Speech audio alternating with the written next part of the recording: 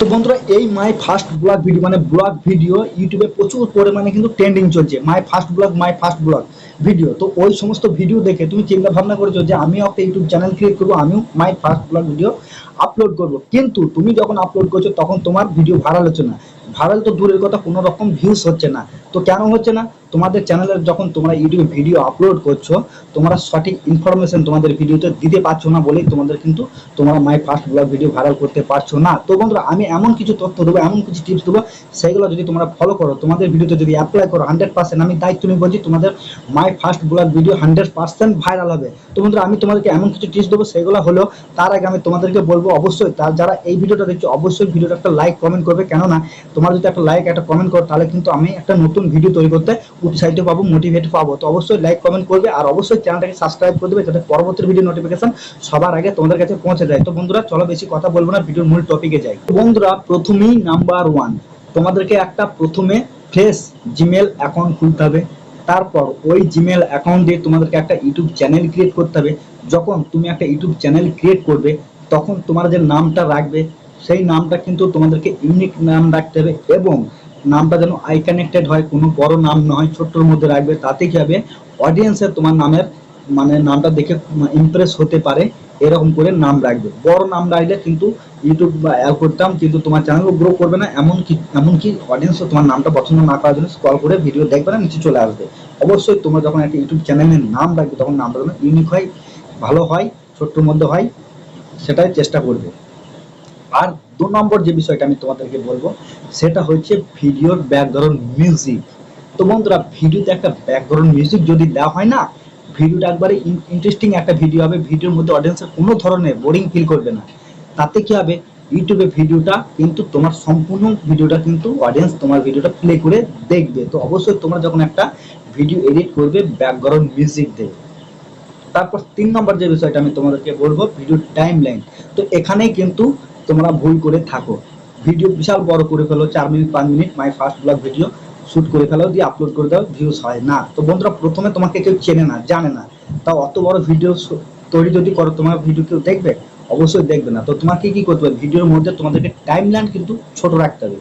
40 second, 30 second, 35 second এইভাবে রাখলে কি হবে, তোমার ভিডিওটা অডিয়েন্স কিন্তু পুরো ভিডিওটা দেখবে।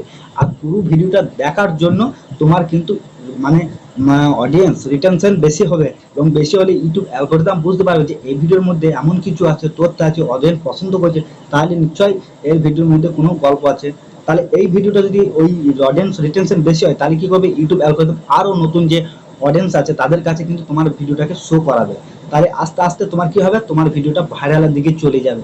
তো অবশ্যই তোমাদের ভিডিওর টাইমলাইন কিন্তু 40, 30, 35 সেকেন্ডের মধ্যে রাখবে, বেশি বড় করবে না, যাতে ইমপ্রেশন ডাউন হয়ে যায়, ভিডিও ডিউরেশন পার্সেন্টেজ ডাউন হয়ে যায়, এঙ্গেজমেন্ট ডাউন হয়ে যায়। সেই জন্য তোমরা অবশ্যই 30 থেকে 40 সেকেন্ডের মধ্যে ভিডিওটা রাখবে। তারপর তোমাদেরকে আমি বলবো ভিডিওর প্লেস, মানে তুমি যখন ভিডিওটা শুট করবে তখন কোনো এক জায়গায় তোমাদের বাড়ির পাশে বা কোনো মাঠ আছে বা কোনো জমি আছে, বা হয়তো সর্ষে লাগিয়েছে বা কোনো একটা বাগান আছে বা কোনো একটা নদী আছে বা কোনো একটা দর্শনীয় স্থান আছে, সেখানে তোমরা ভিডিওটা শুট করবে। আর শুট করার সময় তোমরা কি করবে, তোমরা কিন্তু দাঁড়িয়ে শুট করবে না, ভিডিওটা রানিং অবস্থায় শুট করবে, হেঁটে হেঁটে শুট করবে, এবং ছোট ছোট করে স্কিপ করে তোমরা ভিডিওটা শুট করবে। তাহলে কি হবে, তোমাদের ভিডিওটা ইন্টারেস্টিং হবে।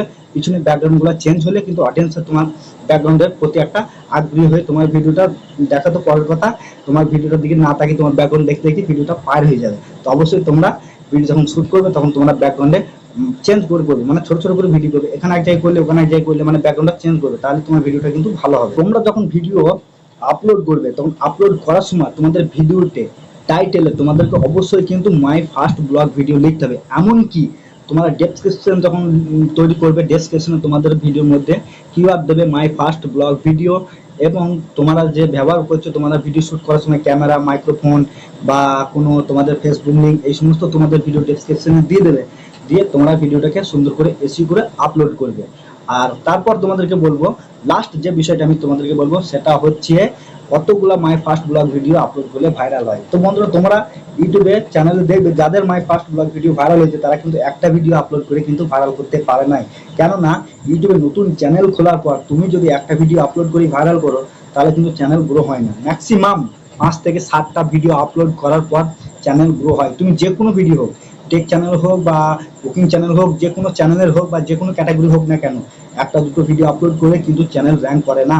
ম্যাক্সিমাম 10 থেকে 12টা ভিডিও আপলোড করে তারপর হালকা একটু র্যাঙ্ক করে। তো তোমাদেরকে অবশ্যই কিন্তু মাই ফার্স্ট ব্লগ ভিডিও যখন আপলোড করবে তখন কিন্তু 10-12টা ভিডিও আপলোড স্ক্রিনে আমি দেখিয়ে দেবো এই চ্যানেলে কতগুলো ভিডিও আপলোড করেছে, যে ভিডিও ভাইরাল হয়েছে। ভালো করে লক্ষ্য করে দেখো, ভালো করে দেখো কতগুলো ভিডিও আপলোড করেছে, একটা দুটো কিন্তু ভিডিও আপলোড করে নাই, পর ভিডিও আপলোড করেছে my first blog my first blog, তবেই কিন্তু একটা ভিডিও র্যাঙ্ক করেছে। তো এই 10টা ভিডিওর মধ্যে যদি একটা ভিডিও র্যাঙ্ক করে যায়, তোমার চ্যানেল কিন্তু 1000 সাবস্ক্রাইবার এবং 4000 ঘন্টা ওয়াচ টাইম কিন্তু কিছুই না। বুঝতে পেরেছো? তোমরা অবশ্যই তোমরা যখন ভিডিও আপলোড করবে মাই ফার্স্ট ব্লগ ভিডিও একাধিকবার ভিডিও আপলোড করবে।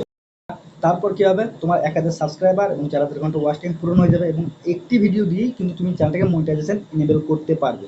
তো এনেবল করার পর বাকি যে ভিডিওগুলো আছে মাই ফার্স্ট ব্লগ ভিডিও তখন সেগুলো ডিলিট করে দেবে। তাহলে কি হবে, কোনো রকমের মানে রিপিটেটিভ কন্টেন্ট থাকবে না। বুঝতে পেরেছো? তো তোমরা অবশ্যই ডিলিট করে দেবে, তারপর মনিটাইজেশন এনেবল করবে। 100% তোমার চ্যানেল মনিটাইজেশন হয়ে যাবে এবং সেই চ্যানেল থেকে তুমি ইনকাম করতে পারবে। তো বন্ধুরা, যদি ভিডিওটা ভালো লেগে থাকে অবশ্যই লাইক কমেন্ট শেয়ার তো অবশ্যই করে দেবে। ততক্ষণ সুস্থ থাকুন, ভালো থাকুন, আবার পরবর্তী ভিডিও দেখা হবে। জয় হিন্দ।